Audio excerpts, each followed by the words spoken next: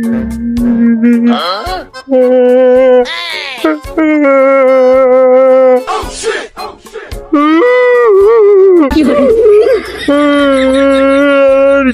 বার চলে গেল রে।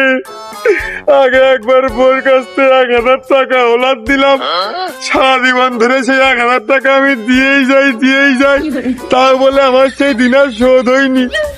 আজকে আমার 500 টাকা ওলাদ করে এনে বিড়ি কিনে দোকান খুলিলাম রে। কোনে সাইকেল লাভ হবে তা না, আমার আমও গেছে, ছালাও গেছে, আবার ছালার মুখ বান্ধা দড়িও গেছে।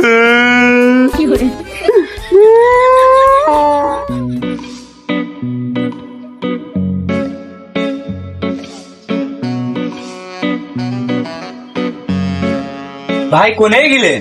বাগানের মধ্যে উঠে আসলেন, আবার চোখ মুখ লাল, মালমুল খেয়ে আসলেন না কান্দিলেন?